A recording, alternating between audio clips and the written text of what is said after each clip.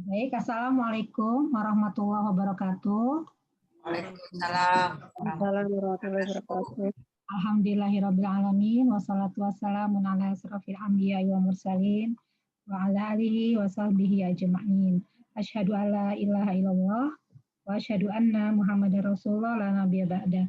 Alhamdulillah kita panjatkan puji dan syukur kepada Allah Subhanahu wa taala ya yang telah mempertemukan kita pada malam Jumat yang berkah ini. Tak lupa kita juga panjatkan salam dan salawat kepada junjungan kita, Nabi besar kita, Nabi Muhammad SAW. Allahumma sholli ala Muhammad wa ala ali Muhammad, para sahabatnya, para pengikutnya, dan orang-orang yang terus berjuang sampai hari kiamat. Teman-teman sekalian di pengajian atau komunitas Bunda Khadijah dan undangan, mari kita mulai pengajian kita dengan baca basmalah ya. Bismillahirrahmanirrahim. Dan hamdalah, alhamdulillahirrahmanirrahim. Alhamdulillah di tengah-tengah kita telah hadir teman kita tercinta Dr. Rita Haryanti, spesialis KFR ya, rehabilitasi fisioterapi ya Kak? Kedokteran fisik dan rehabilitasi. Kedokteran fisik dan rehabilitasi, salah, maaf ya. Sebelum kita mulai dengan tema kita hari ini yang berkaitan dengan COVID dan posisi yang terbaik dan bagaimana fisioterapinya, izinkan saya untuk membacakan biodata dulu karena tak kenal maka tak sayangnya nggak Rita ya. Jadi kita coba bacakan dulu ya. Nama beliau Rita Haryanti, spesialis kedokteran apa tadi? Kedokteran fisik dan rehabilitasi. Rehabilitasi. Nama suaminya Pak Jamaludin, mempunyai anak 3. Ya, 3 laki-laki semua ya, Masya Allah ya. Laki semua. Naufal, Haidar, dan Faiz. Alamatnya dekat rumah ini nih, Jaka Sampurna, Bekasi. Pekerjaannya sebagai dokter rehabilitasi medik Rumah Sakit Hermina Galaksi. Lewat pendidikan SMA 8 Jakarta, lalu lulus dokter umum FK Universitas Pajajaran dan mengikuti dokter spesialis kedokteran fisik dan rehabilitasi medik FKUI.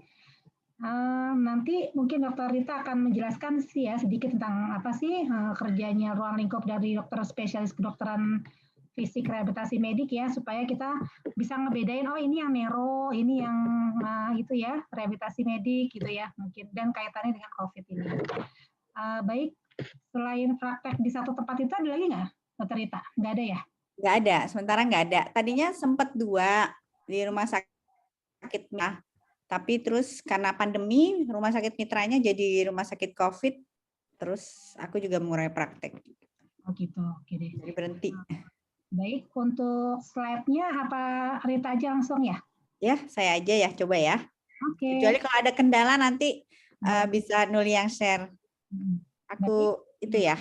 Langsung aja Dr. Rita ya untuk memulai materinya. Nah, nanti kita tunggu saat diskusi baru dibuka forum tanya jawab. Silakan Dr. Rita. Ya, sebentar.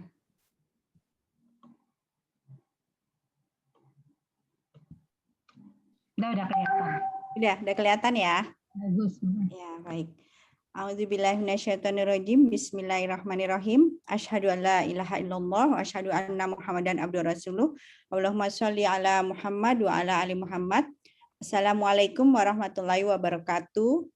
Waalaikumsalam warahmatullahi wabarakatuh. Jazakillah khair. Terima kasih Nuli atas kesempatan yang diberikan. Sebenarnya saya juga ingin belajar di majelis Bunda Khadijah ini, tapi terus atau ditodong sama Nuli untuk sedikit berbicara tentang rehabilitasi medik pada pasien COVID ya.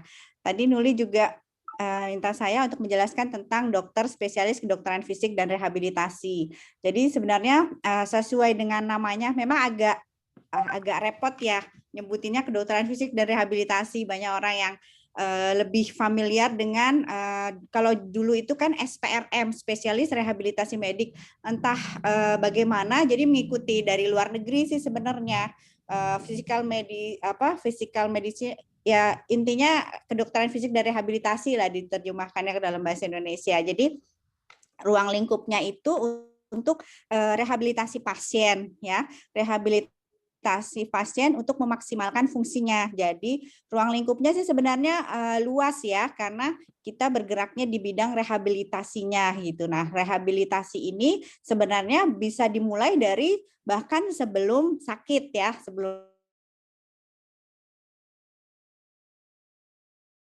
belum sakit. Dengan fraktur atau patah tulang, dokter ortopedi mungkin mengoperasi. Tapi kemudian untuk dia bisa berjalan kembali dengan segala komorbid ataupun hal-hal lain yang menjadi kendalanya, maka itu menjadi bagian dari tim rehabilitasi medik. Jadi makanya rehabilitasi medik itu biasanya tim ya, ada dokter rehabnya, kemudian ada fisioterapisnya, tergantung. Nah, biasanya yang dikenalkan fisioterapis sebenarnya bukan hanya fisioterapis, tapi kalau pada pasien berkebutuhan khusus atau pada pasien stroke, ada juga terapis itu ada fisioterapis, ada speech terapi atau terapis wicara, kemudian ada okupasi terapi, dan juga ada seorang ortotis prostetis. Nah, kalau fisioterapis mungkin teman-teman banyak yang sudah tahu ya, kalau misalnya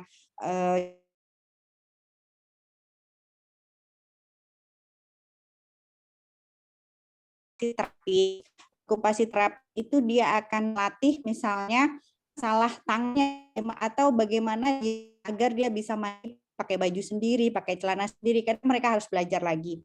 Kemudian terapis wicara, apabila ada kendala berbicara, misalnya seperti itu. Memang dokter rehab medik itu biasa tidak bekerja sendiri, tapi biasanya bekerja sama dengan spesialis lain, seperti tadi yang pasca patah tulang bekerja sama dengan dokter ortopedi, kemudian stroke bekerja sama dengan dokter saraf. Nah, kemudian nanti dokter rehab medik ini akan menentukan resep terapi gitu sebenarnya. Apakah perlu ke fisioterapi saja, apakah perlu ke ortotis protestis atau yang lainnya begitu. Nah, kemudian apalagi ya? Mungkin itu aja dulu kali ya, ke gambar ya, terbayang ya. Kemudian untuk yang sendi-sendi juga seperti itu ya. Jadi misalnya ada nyeri lutut, nyeri punggung, segala macam ya. Selain ke dokter yang lain, ke dokter rehab itu juga akan berusaha memaksimalkan fungsinya. Apa nih masalahnya gitu. Seringkali masalahnya itu adalah pada biomekanik, misalnya pada nyeri punggung, kebanyakan pada para pekerja itu adalah pada biomekanik, mulai dari cara duduk, cara berdiri, dan sebagainya, seperti itu. Mungkin gambarannya seperti itu kali ya. Gambaran singkatnya, saya lanjutkan saja kali ini tentang rehabilitasi medik pada pasien COVID-19 ya. Kita ketahui bahwa negara kita sekarang sudah dinyatakan sebagai negara dengan zona merah ya di dunia internasional. Nah, pada pasien COVID ini mereka seringkali menghadapi kendala pernafasan ya, sistem pernafasan. Nah, rehabilitasi ini perlu dilakukan. Biasanya memang kita diikut sertakan karena ternyata dari penelitian dengan rehabilitasi dini mungkin mulai dari pasien masuk rumah sakit, maka bisa mengurangi tingkat kematian dan meningkatkan kemampuan berjalan mandiri pada pasien-pasien yang sudah akan keluar dari rumah sakit ya. Nanti dokter rehab medik biasanya akan menilai seperti apa kondisi pasien, latihan apa yang bisa diberikan gitu. Nah, targetnya itu sebenarnya secara umum yaitu mengatasi gejala. Contohnya kalau pada pasien banyak lendirnya, maka kita akan melihat selain obat-obatan yang telah diberikan oleh dokter penyakit dalam ataupun dokter paru, kita akan melihat kira-kira terapi apa atau latihan apa yang perlu diberikan. Kita mulai dari misalnya dari postur aja. Seseorang yang biasa bungkuk ya misalnya, itu maka biasanya otot-otot depan dinding dadanya itu spasme, kenceng. Nah, itu akan sangat mengganggu pernafasannya dia, apalagi kalau dia kemudian menderita COVID, sesak, maka otot-otot itu akan menambah sesaknya karena otot-otot bagian dada depannya itu kencang, keras seperti itu ya, sehingga perlu diatasi juga bukan hanya sekedar sesaknya dengan obat-obatan ataupun dengan terapi pernafasan, tapi juga latihan peregangan atau stretching otot-otot pernafasan, termasuk otot-otot bantu pernafasan, yaitu otot-otot dinding dada seperti itu. Kemudian pencegahan dekondisi pada saluran nafas dan sistem organ lain. Maksudnya jadi mencegah perburukan. Jadi seringkali pasien yang menderita sakit ya, terutama COVID ini dia kan lemas sehingga dia tidak banyak bergerak. Nah, bisa terjadi kekakuan sendi-sendi dan lain sebagainya. Kemudian kalau dia tidak banyak bergerak atau salah posisi, maka dia akan menambah sesaknya. Juga organ lain tadi ya. Jadi apalagi kalau dia sudah ada pengapuran misalnya di lutut atau di bahu atau di tempat lain, maka ketika dia tidak bergerak akan menambah nyerinya terutama pada waktu bangun tidur gitu. Dengan dilakukan rehabilitasi medik atau terapi sejak dini, maka hal-hal itu bisa dihindari, bisa dicegah. Kemudian juga membantu keberhasilan proses penyapihan ventilasi mekanik itu ini untuk di ICU ya. Nah, ini yang biasa dilakukan pada pasien COVID. Insya Allah ibu-ibu udah sering dengar ya, kalau ini udah sering kita dapatkan ya, baik itu di WA group atau di tempat-tempat lain. Pertama adalah posisi ya. Posisi ini saya ambil dari videonya Pemda DKI, ini juga udah sering kita lihat mungkin ya. Nah, di sini bahwa posisi yang terbaik itu adalah memang sering prone. Ini dari penelitian posisinya prone. Jadi prone itu bantal jangan di bawah dada, tapi di bawah perut ya. Nanti dengan posisi seperti ini maka dada tidak bantal di bawahnya agar dadanya bisa mengembang lebih baik ya. Kalau ada bantal kan jadi kegencet. Posisi ini juga akan lebih merelaksasi otot-otot dinding dada begitu. Jadi ada terstretchnya, jadi terstretching bagian pectoralis di bagian dada atas ya. Itu adalah termasuk salah satu otot bantu nafas sehingga ketika seseorang otot-otot pektoralisnya yang bagian bawah tulang disebutnya selangka ya itu kaku, biasanya dia juga akan merasakan lebih sesak seperti itu. Nah, di sini dianjurkan posisi ini adalah sekitar 30 menit sampai 2 jam, bahkan lebih, ada yang menyarankan lebih. Jadi boleh saja misalnya malam hari tidur seperti ini. Kalau kita ada teman-teman atau keluarga yang isoman, kebetulan saya ikut jadi Satgas COVID juga di lingkungan sekitar sini, itu banyak sekali yang WA ya. Jadi karena kondisi rumah sakit yang sudah tidak memungkinkan ya, kalau kayak di rumah sakit saya Hermina Galaxy itu waiting list ruang isolasi COVID di UGD itu bisa 8-12 pasien yang udah waiting list. Jadi kalau ada pasien lagi datang, maka dia akan waiting list masuk UGD gitu, karena UGD-nya pun sudah penuh seperti itu. Sehingga banyak pasien yang akhirnya isolasi mandiri di rumah, bahkan menyediakan oksigen sendiri ya. Mereka dalam keadaan sesak sebenarnya, harusnya sih di rumah sakit, tapi tidak memungkinkan. Ada juga yang akhirnya satu keluarga itu banyak sekali sekarang yang klaster keluarga besar gitu, bapaknya, ibunya, kakeknya, neneknya semua, sampai akhirnya yang mau nganter ke rumah sakit juga siapa gitu. Sebenarnya bisa kan puskesmas ya, tapi sejauh ini saya mendapatkan respon puskesmas jadi lebih lambat kayaknya karena keteteran juga ya sepertinya mereka. Akhirnya banyak yang isolasi mandiri di rumah. Nah, bila ada sesak-sesak bisa dilakukan prone lebih banyak. Kemudian tiap 30 menit bisa dilakukan posisi, berubah-ubah posisi ya. Tapi lebih bagus untuk prone ini bisa dilakukan 2 jam atau lebih juga bisa. Nah, pada pasien tapi tetap nanti dilihat saturasi. Jadi bagusnya tuh pokoknya sekarang kalau terdiagnosis COVID harus punya oksimetri, karena kan ada yang namanya happy hipoksia ya. Mungkin Nuri nanti bisa lebih menjelaskan seperti apa happy hipoksia itu. Jadi mereka itu rasanya baik-baik aja. Saya punya tuh bapaknya teman nih, baru aja bapaknya tuh tidak merasa sesak, malah jalan-jalan di rumah tapi saturasinya itu 70% tanpa oksigen. Bahkan sampai ke 60-an, 70, akhirnya pasang oksigen di rumah itu pun sebenarnya masih 80-an, tapi bapaknya itu kebetulan juga belum lama dirawat di rumah sakit sehingga dia udah trauma sekali, jadi sampai ngamuk-ngamuk nggak mau ke rumah sakit.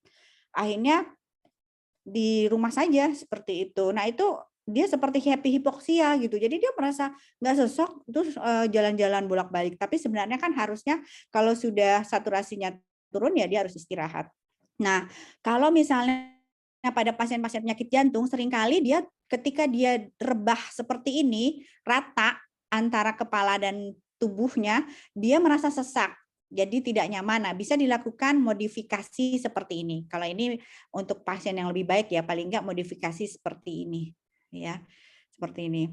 Tapi sekali lagi ketika membalikkan pasien atau mengubah posisi harus dilihat tetap saturasinya seperti apa, karena seringkali saya dapatkan juga pada pasien yang sangat sesak ketika berubah posisi itu langsung langsung turun saturasinya, bisa sampai turunnya drastis dari 90 langsung ke 60. Pernah juga dapat seperti itu. Kalau seperti itu lebih baik dikembalikan lagi kepada posisi semula di mana saturasinya masih lebih bagus. Jadi kalau ketika berubah posisi saturasi itu jangan sampai turun dari 93%. Selanjutnya, nah kemudian latihan selain posisi yang bisa dilakukan, rehab medik yang dilakukan pada pasien COVID yang kedua adalah latihan lingkup gerak sendi atau peregangan ya. Sebenarnya ini seperti peregangan, kalau kita kan insya Allah umurnya hampir sepantaran ya, masih kenal dengan senam kesegaran jasmani ya, seperti peregangan ketika mau senam kesegaran jasmani, tangan ke atas ya. Maaf ini kursornya susah. Nah ya seperti ini ya, peregangan-peregangan seperti ini sangat membantu untuk relaksasi otot-otot dinding dada yang membantu pernafasan. Ya, seringkali pasien merasa lebih sesak kalau otot-ototnya tightness, terutama pectoralis di daerah bahu depan sini, pectoralis. Itu sering tightness, sering kenceng gitu ya. Caranya spasme. Nah, tapi memang kalau ini kan berdiri ya. Nanti kalau untuk pasien COVID bisa dimodifikasi sambil duduk bersandar, sambil tiduran sekalipun gitu ya. Nah, seperti ini masih bisa dilakukan ya. Kalau memang memungkinkan ya, mungkin harus dibantu kalau pasien yang sangat lemas. Kalau pasien COVID-nya masih sehat dan masih bisa berjalan ya dia bisa melakukan hal yang barusan dilakukan. Ya. Seperti ini peregangan. Nah, ini untuk peregangan kepala ya. Kemudian latihan yang lain adalah mobilisasi. Nah, ini untuk pasien-pasien yang dalam kondisi lemah. Jadi maksudnya mobilisasi ini adalah bergerak untuk persiapan aktivitas sehari-hari ya. Mulai dari kalau pasiennya itu memang tirah baring, maka mulai dari menggerakkan otot-otot persendian ya. Seperti ini otot-otot persendian, kemudian dicoba untuk duduk misalnya. Duduk kemudian dari tempat tidur berpindah ke kursi. Nah, nanti kita lihat lagi saturasinya bagaimana, ada penurunan atau tidak. Misalnya ada yang isolasi mandiri di rumah, kemudian ketika bergerak sedikit atau turun dari tempat tidur saturasinya turun, berarti nanti perlu dilihat, perlu latihan lagi dia nanti. Mulai latihannya perlahan, misalnya habis duduk, jangan langsung misalnya langsung kita ajak jalan, wah udah segeran nih langsung jalan. Tapi bertahap, mulai dari duduk tepi tempat tidur. Kita lihat saturasinya, apakah turun dari 93 atau tidak. Kalau stabil ya sudah, bisa latihan berikutnya yaitu berpindah ke kursi seperti ini. Kemudian kalau berpindah ke kursi oke, baru kemudian dicoba untuk berjalan. Seperti itu ya. Berjalan berpegangan dengan tongkat. Ya, kemudian baru mulai berjalan mandiri. Itu rehab yang bisa dilakukan pada pasien-pasien misalnya apabila harus isoman di rumah dengan keadaan lemah ya. Kemudian latihan aerobik. Nah, jadi pasien COVID ini perlu juga melakukan latihan aerobik. Sebenarnya untuk mencegah COVID pun kita harus latihan aerobik ya. Latihan itu kalau berdasarkan kebutuhan oksigen pada otot dibagi dua, latihan aerobik dan anaerobik. Sebenarnya dua-duanya harus dilakukan ya. Untuk aerobik, tapi terutama aerobik dulu. Aerobik itu berarti otot kita memerlukan oksigen. Jadi pergerakannya namanya olahraganya itu banyak bergerak seperti berenang, naik sepeda, lari atau berjalan dan senam seperti senam kesegaran jasmani atau senam-senam lain yang banyak kita temukan di YouTube ya. Nah, lihat juga nih kalau pada pasien COVID kan seringkali lemas ya. Latihan aerobik ini cukup 1 kali per hari. Nah, sebenarnya lama dan beratnya tergantung kondisi pasien. Target itu kalau kita ya yang masih segar bugar untuk mencegah perburukan atau cepat terkena COVID, karena dari penelitian kita olahraga setiap hari selama 30 menit itu meningkatkan imunitas tubuh gitu. Jadi sebenarnya salah satu untuk mencegah terkena COVID meningkat imunitas yaitu dengan olahraga aerobik sehari minimal 30 menit setiap hari gitu. Targetnya itu 30 menit setiap hari. Nah, pada pasien-pasien COVID yang lemas, bila tidak mampu dimulai dari dosis rendah, bisa misalnya 5 menit dulu. Bahkan kadang kalau pada pasien-pasien jantung atau pasien-pasien kanker, kadang saya mulai dari 2 menit aja dulu, tapi harus bertahap. Jadi 2 menit itu setiap hari. Nah, kemudian kalau dia tidak sanggup ya olahraga sambil berdiri atau seperti ini, bisa dilakukan olahraga duduk. Sekarang kan banyak di YouTube ya, senam-senam yang sambil duduk ya. Mulai dari kalau senamnya itu di YouTube misalnya 15 menit, kita latihannya cukup 5 menit aja misalnya. Atau kita latih saudara kita atau keluarga kita yang isoman di rumah, kita latih 5 menit saja dulu untuk latihan aerobiknya. Nah, tiap hari dilakukan. Biasanya sih setelah seminggu atau bisa juga tergantung kondisi pasien. Kalau 3 hari kok 5 menit kayaknya sebentar banget ya, dan rasanya dia masih oke-oke aja selama latihan, saturasi bagus, tensi nadi, tanda vital yang lain juga bagus, kita bisa langsung tingkatkan jadi 10 menit, kemudian tambah lagi 15 menit dan seterusnya, diharapkan bisa sampai target 30 menit ya. Nah, sebelum latihan aerobik ini diawali dan diakhiri dengan peregangan. Kalau yang anaerobik itu contohnya latihan dengan dumbbell, latihan penguatan otot ya. Itu bersifat anaerobik, ototnya berbeda yang yang melakukan gerakan. Tipe ototnya. Nah, kemudian yang penting, yang sangat penting adalah setelah tadi posisi, latihan peregangan lingkup gerak sendi, kemudian latihan aerobik ya. Kemudian yang sangat penting adalah latihan pernafasan ya. Nah, ini prone position sebagian dari pernafasan. Bagusnya nih dadanya tidak dikasih bantal sih. Ini saya ambil dari koran Tempo ya. Agar lebih bisa mengembang dengan baik ya. Kemudian mobilisasi menuju duduk ini juga meningkatkan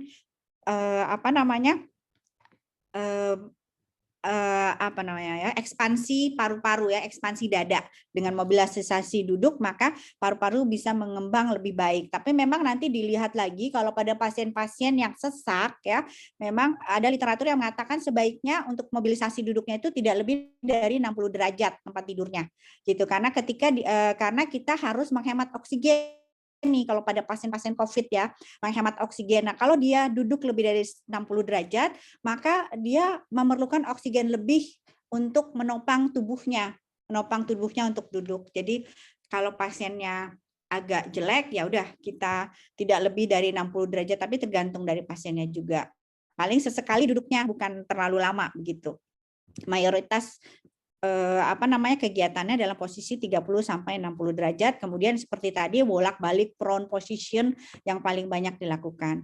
Kemudian latihan relaksasi dan gerak sendi bahu tadi itu juga untuk memobilisasi dan men-stretching atau meregangkan otot-otot pernafasan yang kaku, mobilisasi dinding dada, kemudian deep breathing itu nafas dalam. Nanti ada videonya, video yang dari persahabatan, mungkin teman-teman juga sudah banyak yang lihat ya, tapi mungkin nanti coba saya setel. Kemudian huffing dan coughing. Apa itu huffing? Huffing itu jadi ketika batuk ya, biasa pasien COVID kan seringkali batuk ya, kemudian ada yang berdahak. Ketika batuk itu, maka sebaiknya yang pertama itu tidak langsung batuk, tapi huffing. Itu untuk menghemat energi juga. Bedanya huffing dan coughing adalah kalau pada huffing saluran nafasnya tidak ditutup. Jadi kita cuma bilang hah gitu. Hah. Nah, sedangkan kalau coughing itu nah itu kan coughing ya, batuk. Kalau huffing itu hah. Nah, ketika hah itu ada tekanan yang juga cukup besar mendorong mukus atau sekresi lendir untuk naik ke atas. Nah, biasanya huffing 3 kali kemudian baru dibatukkan. Jadi bertahap. Huffing pertama lendirnya naik ke atas, huffing kedua naik lagi, huffing ketiga naik lagi, ketiga baru dibatukkan. Tapi kalau misalnya kita dari awal sudah batuk masih di bawah lendirnya, itu akan membuat cepat lelah dan kurang efektif gitu. Nah, ini contohnya saya setel ya videonya. Cukup nggak ya waktunya, Nuli? Kalau nggak nanti saya ini. Boleh, cepat. Coba aja. Dari RS Persahabatan, tapi mungkin teman-teman banyak juga yang sudah mendapatkan video ini ya. Ini bagus sekali untuk pasien-pasien COVID, pasien tidak COVID juga bagus. Saya Dr. Siti Chandra Wijana di SPKFM Konsultan, dokter spesialis kedokteran fisik dan rehabilitasi konsultan dari KSM Rehabilitasi Medik RSUP Persahabatan. Akan memberikan beberapa latihan pernafasan yang mudah diaplikasikan untuk pasien COVID dalam perawatan di bangsal maupun isolasi mandiri di rumah.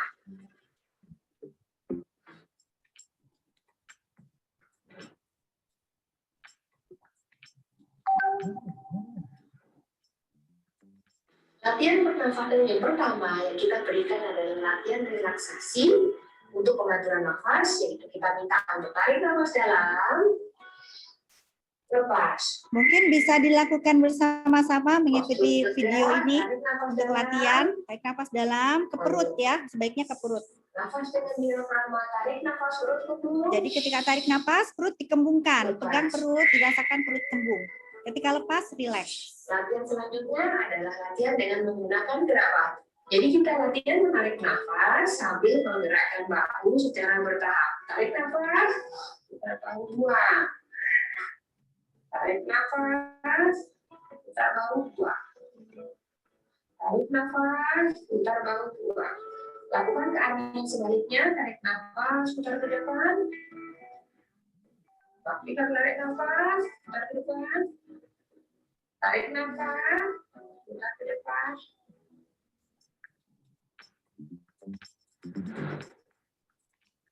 Latihan selanjutnya adalah latihan pengembangan dada dengan cara torakal mobility atau mobilitas dinding dada. Kita minta pasien tarik nafas satu tangan di atas ke atas, tarik nafas, lalu buang nafas tangan diturunkan. Tarik nafas, buang nafas tangan diturunkan. Tarik nafas, buang nafas tangan diturunkan. Lakukan 3 kali. Selanjutnya adalah mengembangkan dada ke samping. Tarik nafas, ke samping. Kembali depan, turunkan. Lagi tarik nafas, kembali turunkan. Tarik nafas, kembali turunkan. Selanjutnya adalah latihan pengembangan dada ke arah samping. Jadi mengembangkan ke samping, kanan dan kiri secara bergantian sambil tarik nafas. Tarik nafas, buang. Satu lagi, tarik nafas sampai samping, buang. Lagi, tarik nafas, buang. Lakukan 3 kali atau sesuai dengan kemampuan masing. Selanjutnya adalah latihan pernafasan dalam atau deep breathing. Kita pasien tarik nafas dalam, lalu menahan. Tarik nafas, tahan. Biasanya 3 detik gitu, ditahannya. Ini untuk menguatkan otot-otot pernafasan. Tarik nafas dengan bertahap, tarik. Tarik nafas dalam bertahap, tarik. Tarik lagi sampai 3 kali baru buang. Jadi biasanya 3 detik. Apabila bisa nafas dengan otot perut atau dengan otot diafragma. Jadi saat tarik nafas, kita minta untuk tarik nafas hubungkan perut. Buang nafas perut kempes. Tarik nafas hubungkan perut. Buang nafas perut kempes. Bisa kita tarik nafas untuk merasakan tarik nafas perut di depan. Buang nafas perut kempes. Tarik nafas secara bertahap, tarik. Buang nafas perut kempes. Tarik nafas secara bertahap. Buang nafas perut kempes.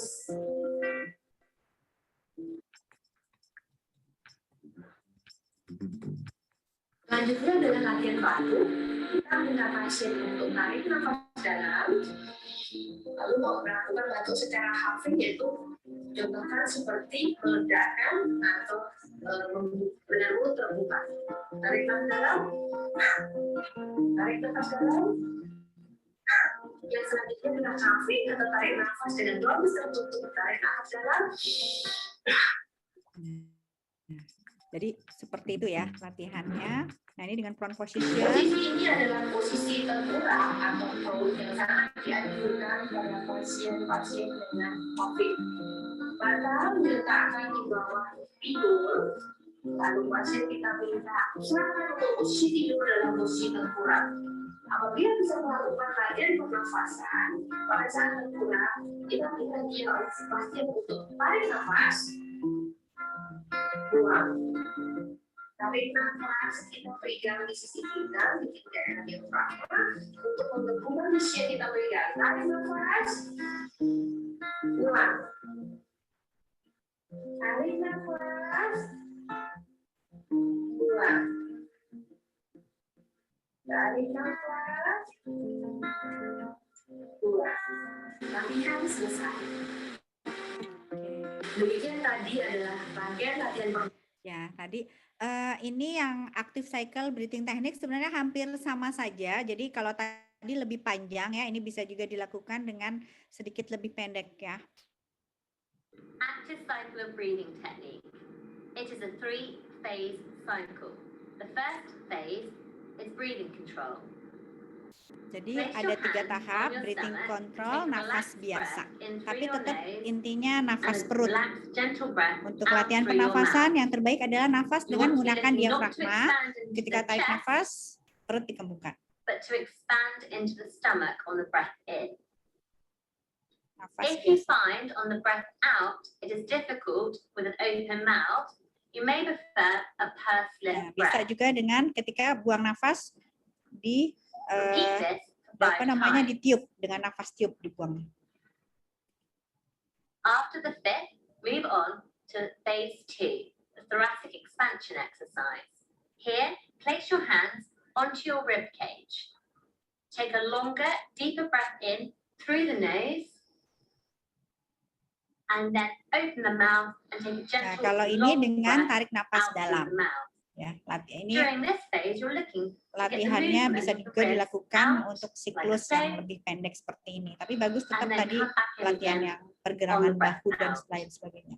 Again, on the breath out, if you find it difficult with Biasanya an ini dilakukan ketika pasien mau open, press batuk. your lips together, Latihan and untuk this will make it pembatukan. easier. Jadi rangkaian latihan yang bisa dilakukan kalau pasien hanya untuk latihan batuk saja bisa seperti ini. The breathing control, or move on to phase 3, the forced expiratory technique. Here, you can mimic steaming up a window or mirror by using your hand. You take a long breath in Ini through the huffing, nose, and then open the mouth to huff out. huffing. And again, if you feel you can do it without using the visual aid of your hand, you can continue the practice.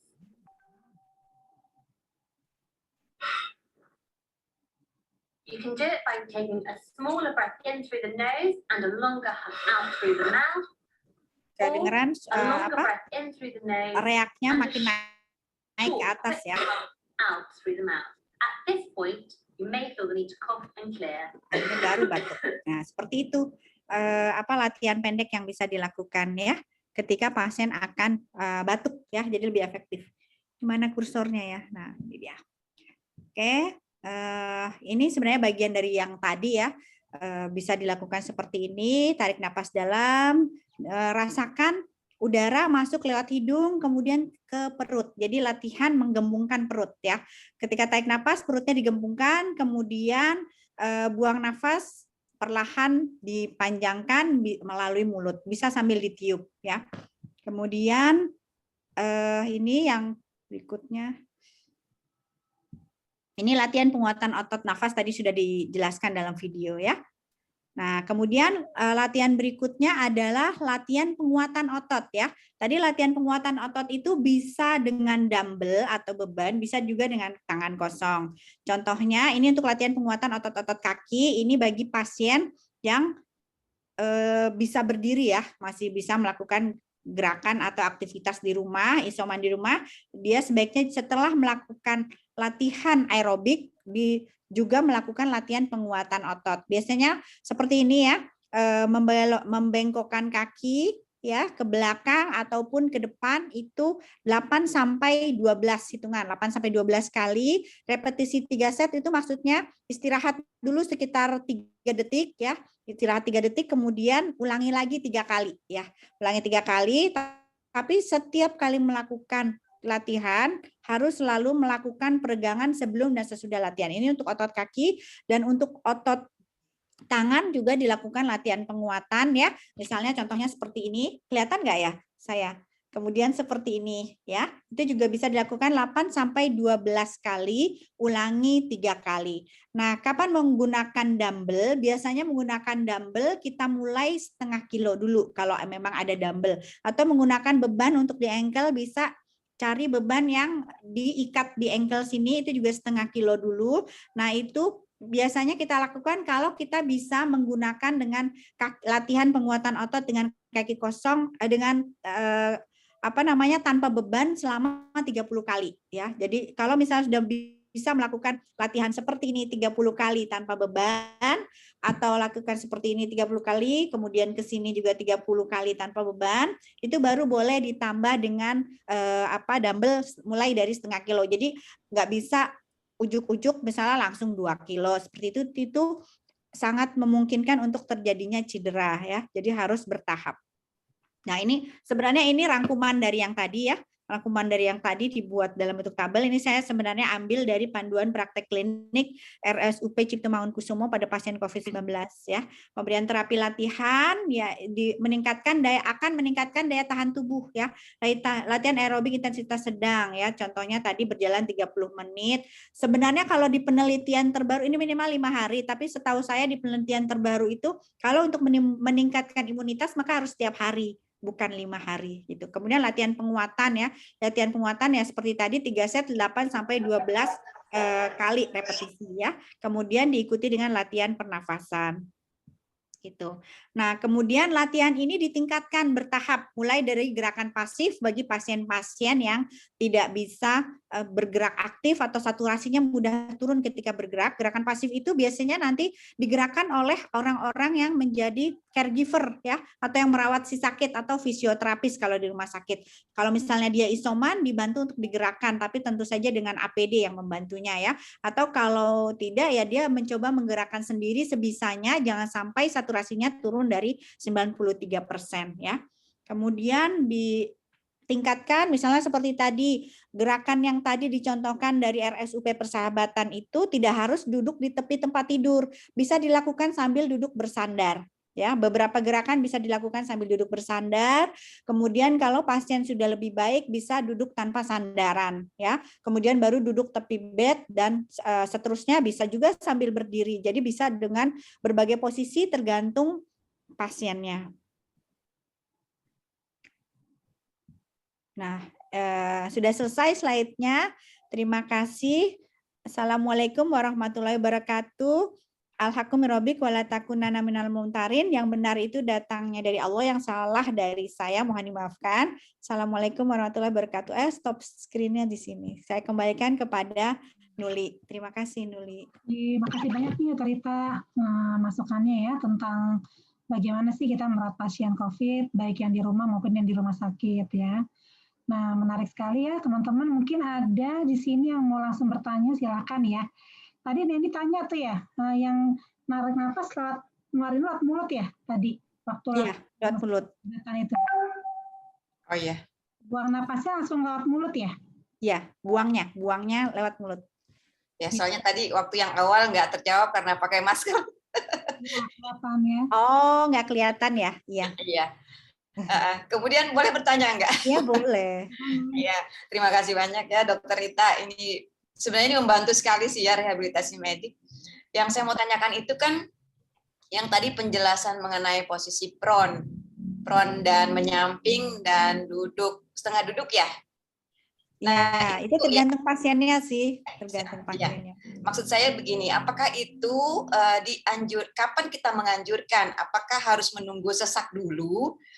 Ini yang isoman ya, bukan di rumah sakit yang mandiri. Apakah menunggu sesak dulu atau kalau sudah ada mulai batuk, apakah bisa kita menganjurkan posisi begitu? Rita mungkin di-share lagi saya itunya. Oh ya. Teman kita yang baru datang soalnya. Oh ya, share screen lagi ya. Iya, masalahnya kalau nunggu sesak kadang kayaknya saturasi sudah mulai agak-agak menurun itu ya. Iya, sementara kadang happy hipoksia itu nggak ada keluhan sesak. Berarti harus pakai ini dulu nggak salah? Nah ini dia. Iya, yang ini. Ini saya langsung jawab aja ya Nuli ya. Boleh silakan. Ya. Jadi emang jangan nunggu sesak, perbanyak aja posisi prone seperti ini gitu. Tapi memang kalau pasiennya dia bagus kondisinya kan banyak juga ya yang cuma anosmia aja seperti anak saya atau batuk pilek dikit itu ya udah dia sering suruh tidur tengkurap aja gitu. Oh iya. Sering bolak-balik karena nanti kan lendir banyak nih, biar lendirnya juga bolak-balik bukan cuma kalau misalnya banyak kan seringnya pasien di rumah sakit tuh banyak begini nih. Ya, Neni, banyak seperti ini kan bagian bawah aja tuh makin mukusnya makin banyak di bawah, pengembangan dadanya juga nggak maksimal di bagian bawah sini gitu. Jadi emang dia harus bolak-balik gitu. Kalau duduk setengah ini sih nggak ini mah tergantung. Ini mah karena pasiennya ini aja apa namanya ya boleh sih sebenarnya seperti ini juga karena sebenarnya kalau position apa namanya kalau yang namanya postural drainase itu sebenarnya memang pasien dibolak-balik. Nanti ada posisi di mana kan paru-paru dibagi 8 lah ya, dibagi 8 bagian.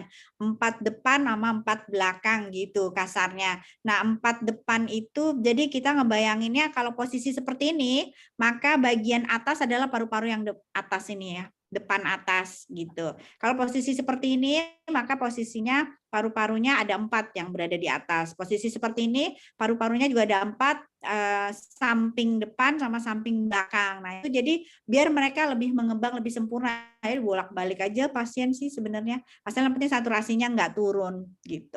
Tapi kalau pasiennya masih bisa mobilisasi ya dia mayoritas ya sebaiknya tetap tegak ataupun duduk ya. Seperti itu. Cuma pas tidur aja banyak prone, misal lebih dari 2 jam lah. Kayak gitu. Baik, makasih. Ya. Kalau berat kayaknya cenderung yang gambar ini ya Rita ya, gambar yang dia tidurnya kayak gini ya, yang bantal ini ya, kalau sudah berat ya. Yang mana tuh Nuli? Yang ini? Di bawah ini. Nah, ini. Ya, betul.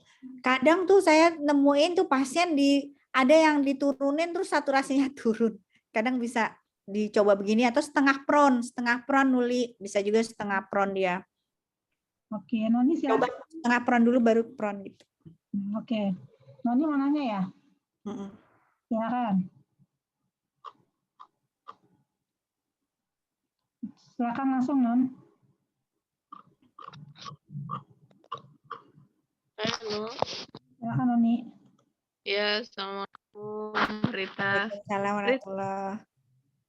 Rit mau nanya kalau untuk yang olahraga setiap hari yang 30 menit itu kan meningkatkan imunitas gitu ya Rit. Cuma maksudnya mau nanya kalau itu jalan apakah kan kita tetap harus pakai masker juga tuh. Ya. Kalau sekarang kan disarankannya maskernya double. Masker medis sama masker kain gitu juga. Kalau kita buat jalan olahraga kayak gitu ini enggak Rit? Apa sarannya apa? Apa ngurangin oksigenasi apa enggak tuh? Kalau yang saya tahu sih enggak ya, Nuni pakai aja nggak apa-apa kalau di jalan. Meskipun kita sambil agak lari apa jogging kayak gitu juga nggak apa-apa ya, Rit?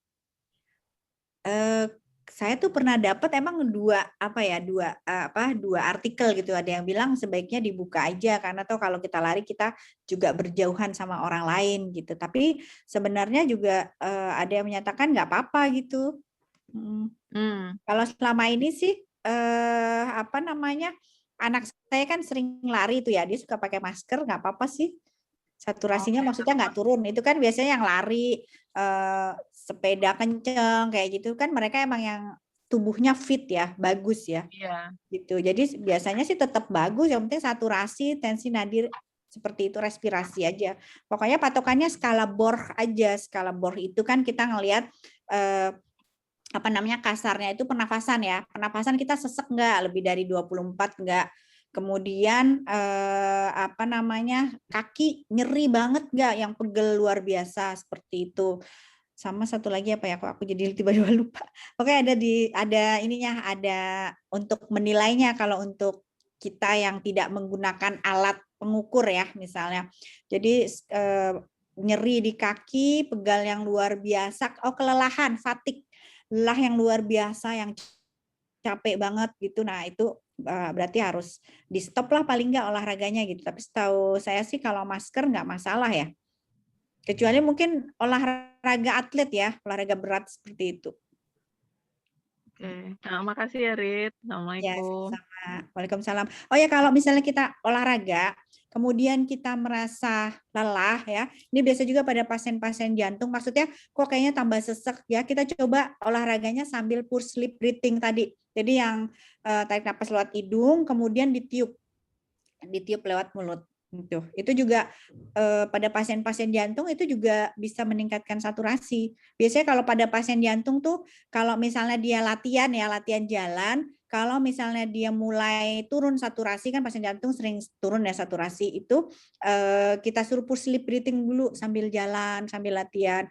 Kalau membaik saturasinya nggak usah pakai oksigen. Nah, tapi kalau misalnya tambah turun lagi baru nanti latihannya pakai oksigen gitu. Jadi sebenarnya nggak, yang jadi patokannya itu aja, saturasi, tanda vital. Atau Rit, kalau misalnya kita olahraga di rumah aja kayak non itu kan mungkin di luar ya, tapi kalau misalnya di dalam rumah senam-senam gitu ya, senam kesehatan jasmani sambil di rumah itu bisa-bisa juga kan ya. Yang penting 30 menit ada Ya. ada pendingin pemanasan, latihan inti pendinginan gitu ya. Ya. Intinya ya. Iya. Kalau kita takut di luar buka masker non, jadi mungkin maksudnya di dalam rumahnya tapi nggak pakai masker kan bisa ya? Iya, bisa. Bisa sambil senam di YouTube kan banyak ya. Kadang tuh senam sih kalau saya perhatiin banyaknya cuma 15 menit atau 20 menit ya, nggak nyampe 30 menit, ya udah kita tambahin lagi, ulang lagi aja gitu. Oke, mungkin nanti ada mau tanya lagi? Cukup ya, Nang? Atau mau?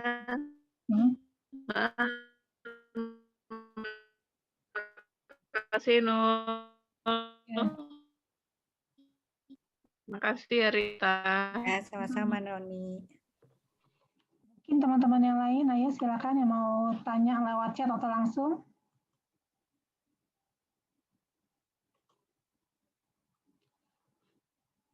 Kalau yang masih ringan, sedang, mungkin masih bisa ya kayak tadi ya. Tapi kalau udah berat banget kayaknya mau nggak mau harus oksigen, depending oksigen banget ya.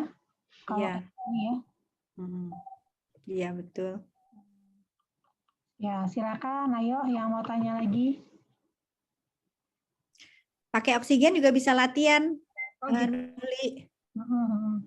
Pakainya yang posisi yang tadi ya, yang ringan-ringan tadi yang di rumah sakit ya? Nanti pokoknya patokannya tanda vital sama saturasi aja. Saturasinya jangan kurang dari 93 ketika dia latihan. Kalau masih 94, 95 nggak apa-apa ya? Nggak apa-apa. Misalnya dia tadinya 97 turun 94 ya. Nah, masih nggak apa-apa lah. Naikin oksigennya bisa, Nuli. Jadi misalnya oksigennya 3 liter, naikin aja 4 liter. Gitu. Oke. Ketika latihan. Ini ada pertanyaan dari teman Ika, dari Ika di chat ya.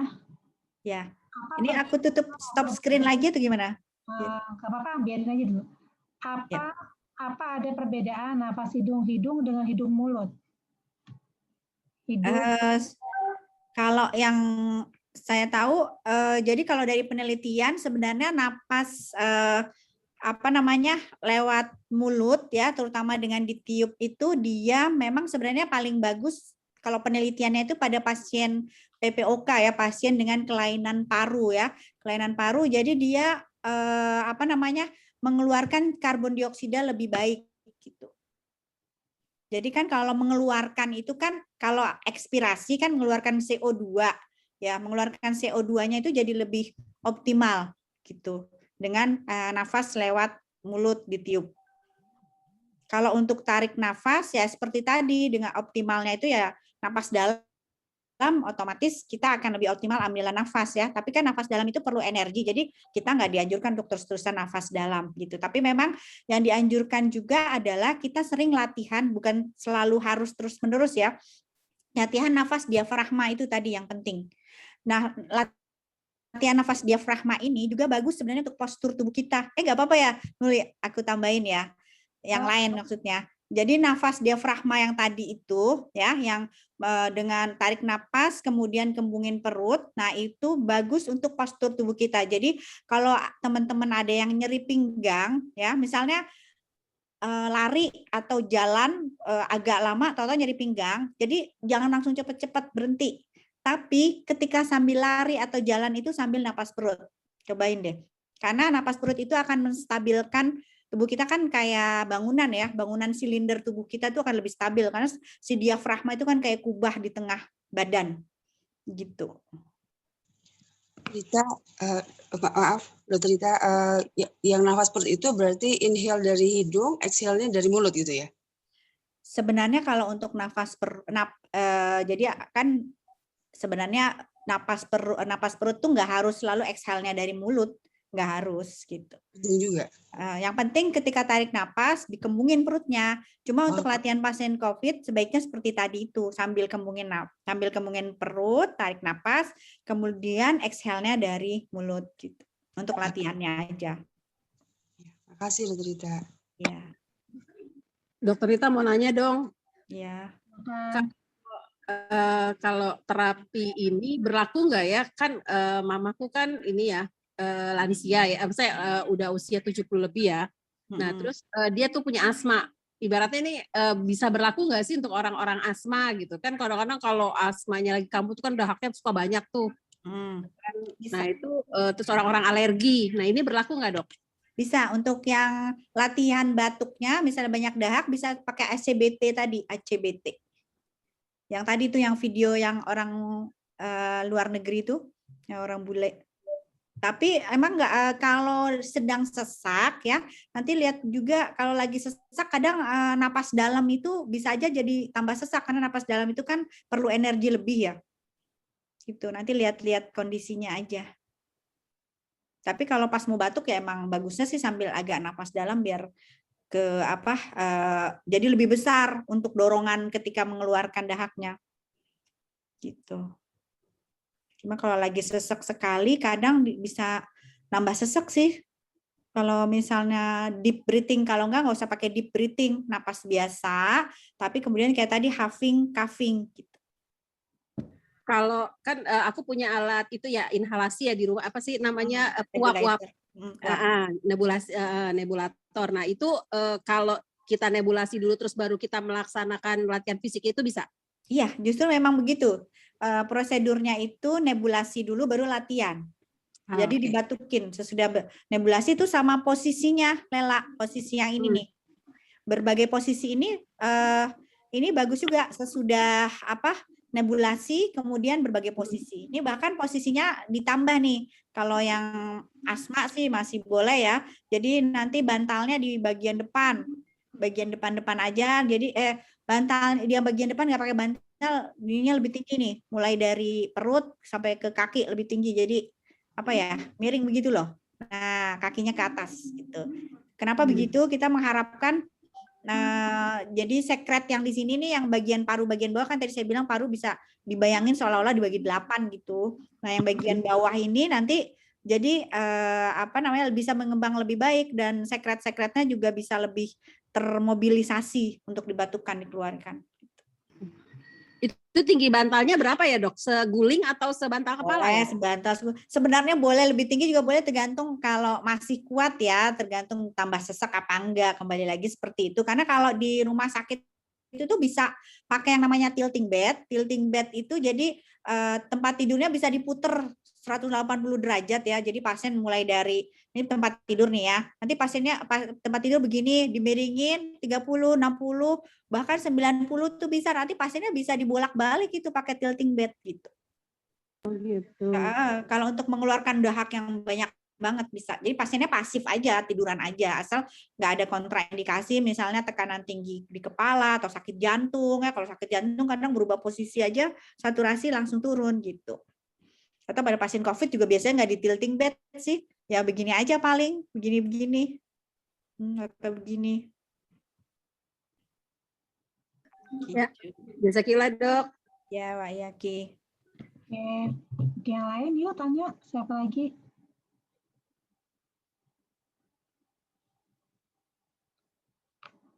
Nanti boleh di-share nggak? Boleh.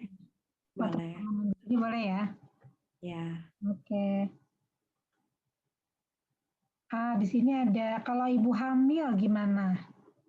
Kira-kira. Ibu hamil ya. ibu hamil banyak juga yang COVID ya. Mungkin Noni nanti juga bisa ini apa ngasih masukan. Miring ini kali Maksudnya untuk apa ya nih posisinya ya? Kalau ibu hamil mungkin kalau hamilnya kecil tengkurap bahaya nggak ya? Tapi mungkin dikasih apa namanya setengah pron aja kali, kayak agak meluk guling setengah gitu, setengah pron kali ya. Apa Bisa. yang begini kali ya cerita ya? Yang gimana tuh maaf? Miring. Aku nggak bisa ngelihat. Yang kayak gimana Nuli? Miring ke kanan gitu. Ya miring kanan kiri terus jadi setengah pron Noni, jadi kayak apa ya? Perutnya ke apa namanya? Setengah pron. Kalau misalnya mungkin kalau hamilnya kecil sih masih bisa aja ya proning ya. Setengah pron tuh jadi kita udah miring sih sebenarnya. Udah mau pron tapi masih 30 derajat lagi tuh pronnya. Gitu. Oke. Cuma kalau udah gede ya nggak bisa kan, cuma miring kanan kiri aja udah. Kalau ini ada pertanyaan dari Mbak Popi Novita. Kalau lagi berjemur boleh sekalian gerakan penguatan otot nggak? Boleh banget.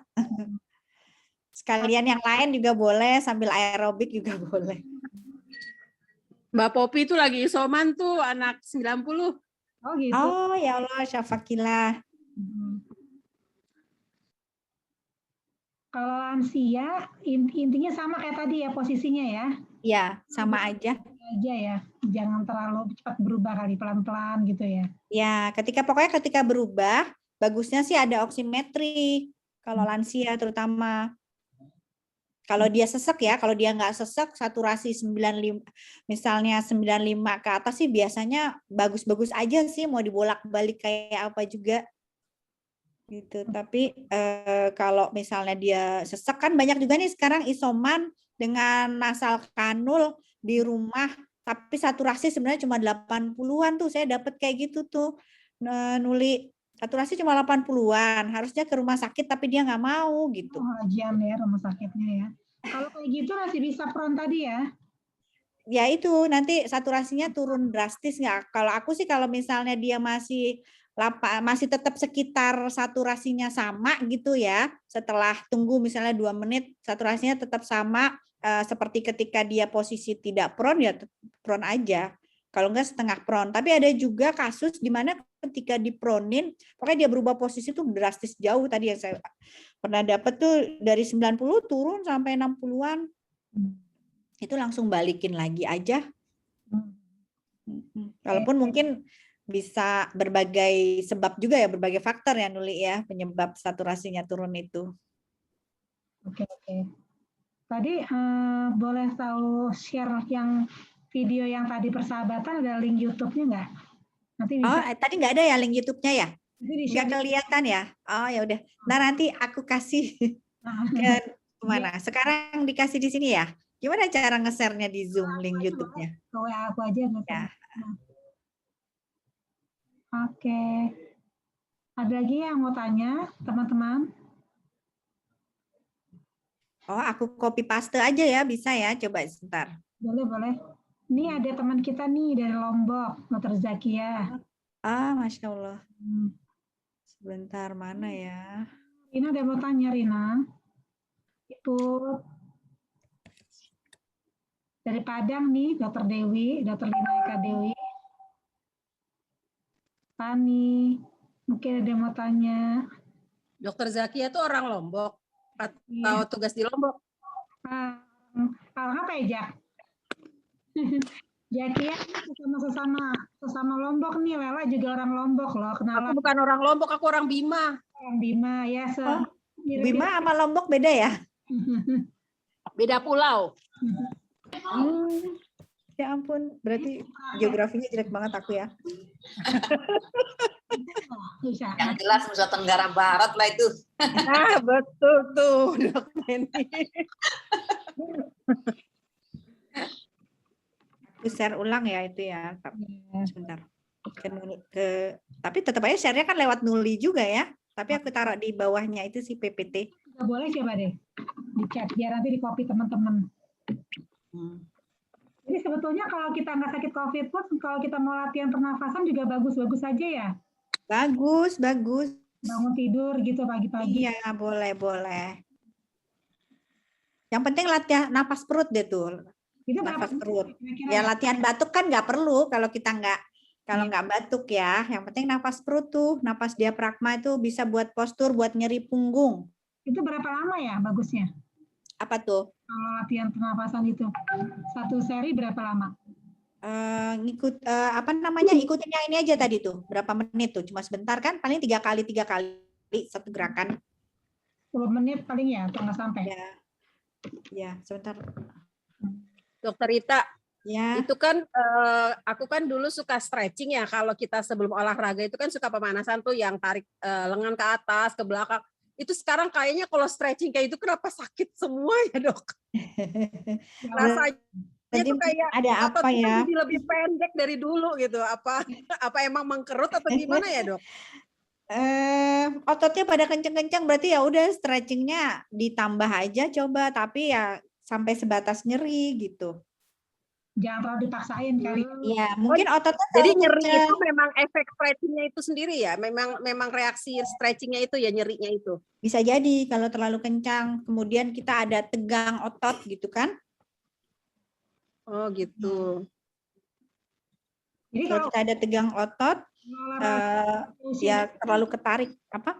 Kenapa Nuli? Nyambung yang tadi ya, kalau olahraga usia-usia menjelang 50, bagusnya apa ya, Rit ya? Apa tuh?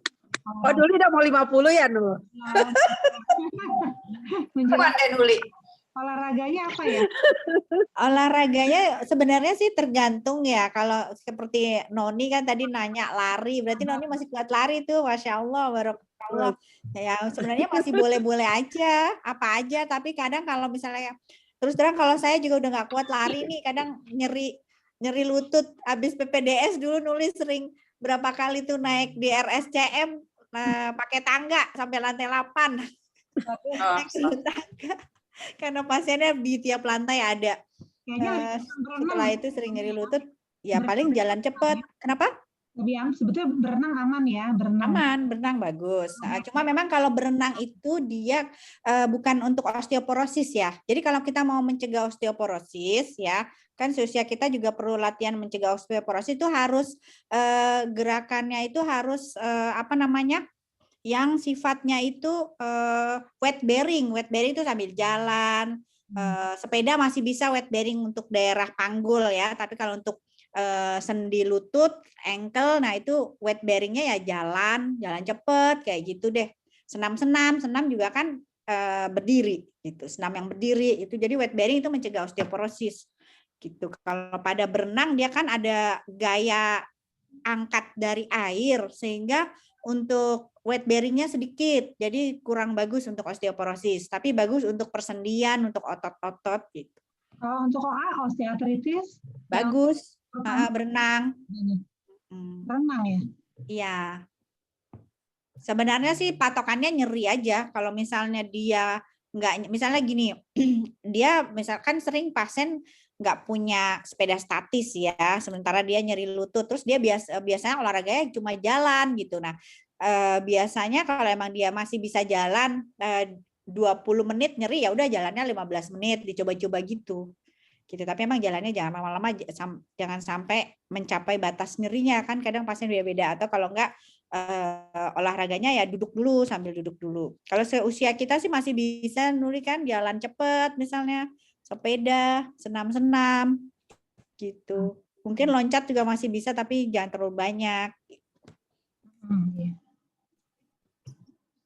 Kalau Nuli kan langsing, masih bisa lah kayaknya high impact.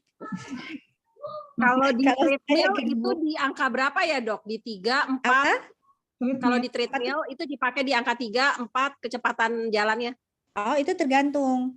Jadi biasanya mungkin 3 atau 4 kita mulai ya. Misalnya kita mulai 3 atau 4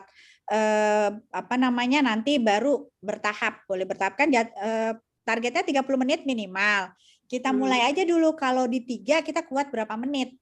Kalau misalnya di 3 kita kuatnya 15 menit, ya udah kita di 3 selama 15 menit setiap hari.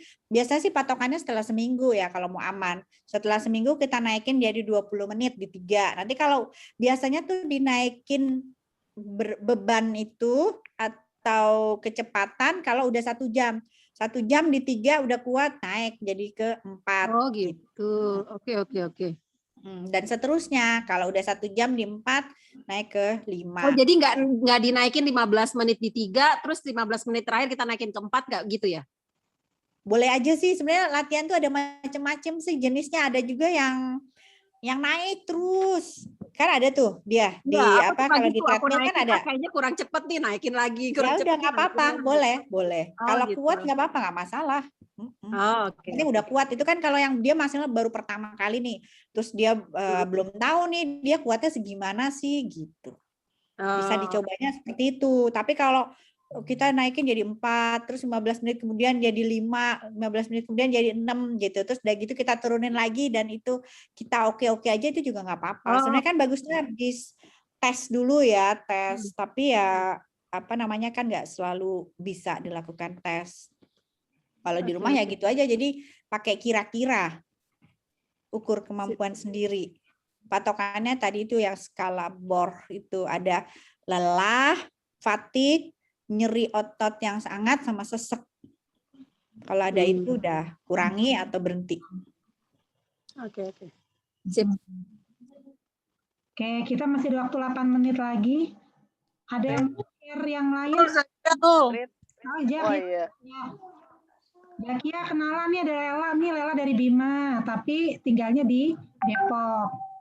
Oh iya. 8. Lela mana mukanya? Nul, Zakia tadi barusan selesai beres-beres nih Nul, belum pakai jilbab nih Nul, jangan nggak buka video nih. Iya. Si cantik. Zakia mau nanya. Nul mau nanya Nul. Boleh. Dok mau tanya Dok. Iya. Kalau misalnya kita ini ya pengaruh ya, kalau kita olahraga yoga gitu ya, tidurnya langsung enak ya. Tapi kalau sepedahan kenapa enggak ya? Mungkin kurang pakai stretching dulu nggak, peregangan dulu nggak sebelum sepeda? Kurang. Bisa, kalau yoga itu kan banyak stretchingnya kan? Iya. Bisa jadi faktor itu bisa. Atau maksudnya kapan nih? Sekarang ketika lagi isoman atau gimana? Enggak, kan misalnya sepedahan nih ya. Terus mungkin ya kurang stretching ya. Jadi kayaknya memang waktu lagi dikerjainnya enak banget, karena biasa kita keluar kan pagi masih subuh ya, masih sepi gitu, masih bagus udaranya. Jadi kan emang enak, lega banget napas gitu ya. Tapi udahannya tuh kok kayaknya malah tidurnya nggak begitu enak ya, apa kurang stretching kali ya? Ya kalau misalnya yoga tuh enak banget tidurnya. Iya, mungkin kurang stretching kali ya. Stretching sebelum dan sesudah. Satu gerakan otot kan 3 set bagusnya, jadi 30 hitungan, 30 detik. 30 detik lebih Jadi satu stretching itu setengah menit. Biasanya gini, Nuli, misalnya ini 10 ya. 10 detik. Istirahat 1, 2, 3 ulangi 3 kali gitu, jadi 30. Itu kan banyak. Di sini juga 30. Jadi sebenarnya kalau mau benar-benar stretching agak lama peregangannya. Emang sih biasanya 10 menitan lah. Kalau sepeda kan berarti tuh kaki juga harus banyak tuh di stretchingnya kaki. Kan kayak apa namanya, kalau pas zaman COVID gini katanya emang latihan kardio ya yang perlu ya, bener nggak sih Dok? Kardio itu aerobik tadi, latihan kardio respirasi aerobik. Iya memang perlu. Karena itu tadi penelitian itu latihan setiap hari 30 menit meningkatkan imunitas.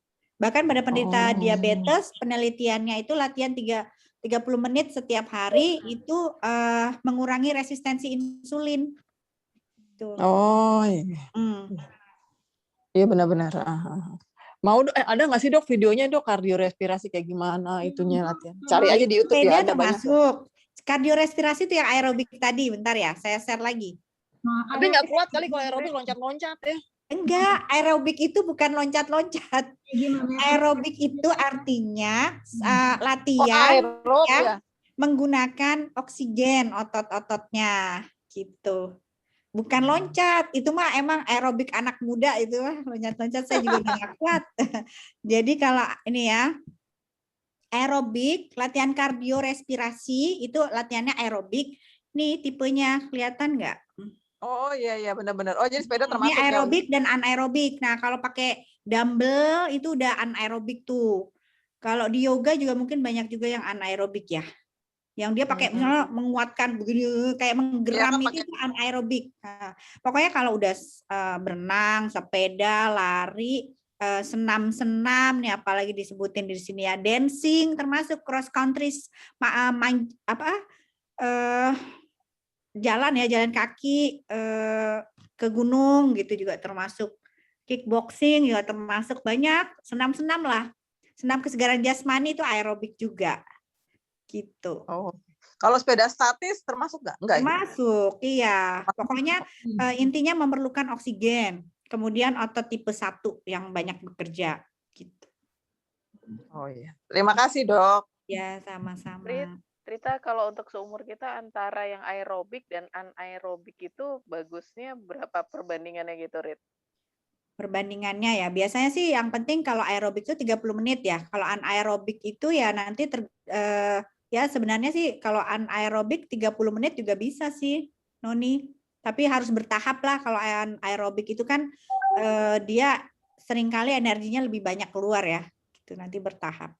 10 menit sampai 30 menit lah. Gitu. Sebenarnya bagusnya anaerobiknya itu jadi latihan penguatan semua otot aja. Bagusnya. Jadi misalnya kalau otot tangan ya, tadi tuh saya mau cari gambarnya belum nemu gitu. Ya misalnya gini-gini nih. Ini otot bahu nih. Ini 10, istirahat 1 2 3 ulangnya 3 kali ya, 30. Terus gini. Nah, gini-gini juga 30. Terus udah gitu begini. Ini kan baru tangan nih. 30. Terus begini. 30 itu berapa menit ya? Jadi ya sekitar 10 menitan ya. 10 menit terus kaki yang tadi tuh yang kayak ada di gambar tuh. Yang ke depan yang ke belakang ya. Mana sih ya?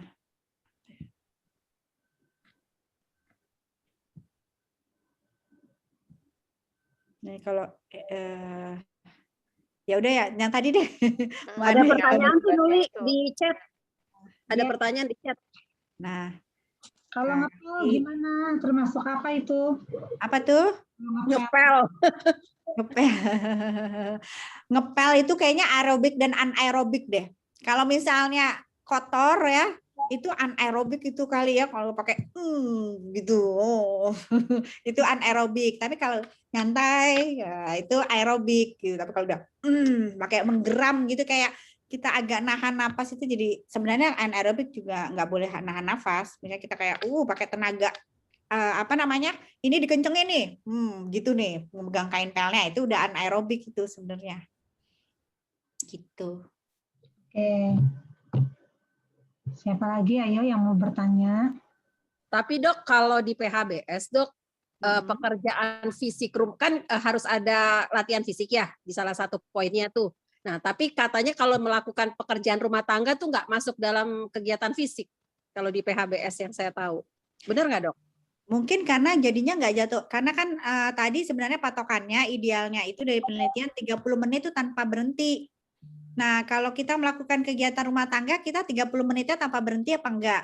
Kalau misalnya tanpa berhenti sih bisa jadi, ya. Misalnya ngepel berapa menit? 30 menit ada ya, tapi nggak berhenti gitu jalannya. Gitu. Oh gitu. Bisa. Gitu sih patokannya sebenarnya. Misalnya kita jalan ngepel 30 menit nggak berhenti. Nah, kan ngepel doang 30 menit gitu ya. Ketika ngepel kan kita ada fase diem, kain pelnya kita ganti airnya kayak gitu. Itu kan jadinya ada fase diem. Jadi aerobiknya enggak 30 menit gitu. Tapi sebenarnya boleh dibagi 2. Oh ya, kok saya lupa sih bilang. Sebenarnya boleh dibagi 2 sih. Boleh 15 menit, 15 menit. Jadi ngepel nyapu 15 menit terus jeda ngepel 15 menit. Ya, kayaknya udah selesai. Bisa juga sih.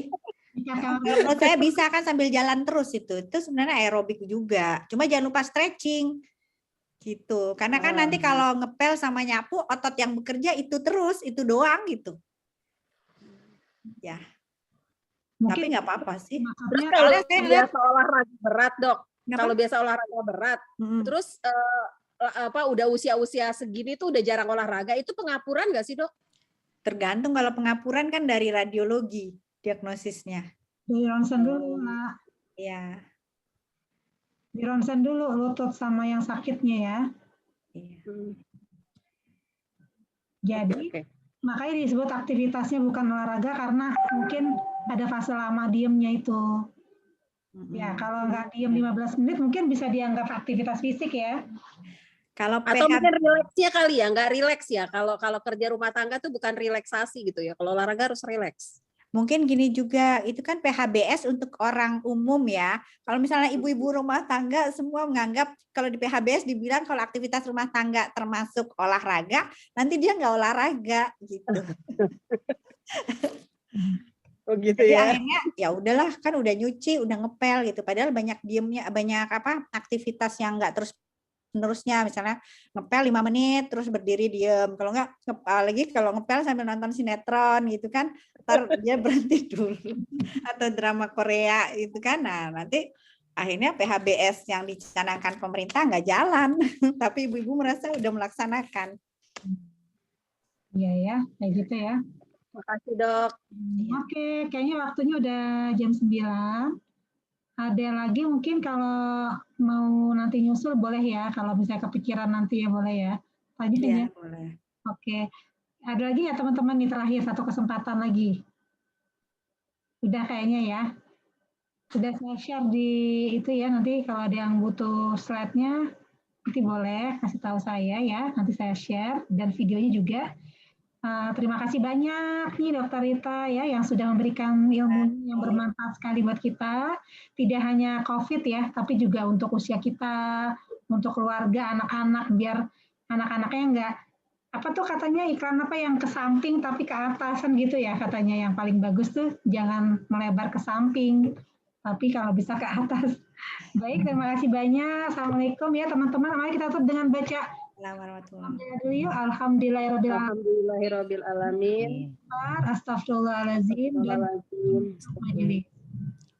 Makasih ya Dokter Rita, makasih banyak ilmunya. Sama-sama. Terima kasih banyak dok. Makasih Rita. Makasih Dokter Nuli, makasih semuanya. Terima kasih banyak Nuli, Neni, semuanya. Assalamualaikum. Semuanya, salam sehat. Foto dulu ya, buka kameranya. Aduh, maaf, nggak pakai jilbab. Iya, apa? Ayo Zakia. Banyak ya terima sekali lagi dan teman-teman yang sudah bertanya. Mari kita tunggu minggu depan ya di acara pengajian Bunda Khadijah berikutnya. Terima kasih semuanya. Assalamualaikum. Pamit ya. Terima kasih. Mohon maaf lahir batin ya kalau ada kata-kata yang tidak Sama-sama dong. Sama-sama. Makasih Dokter Rita. Salam ke Padang Dewi.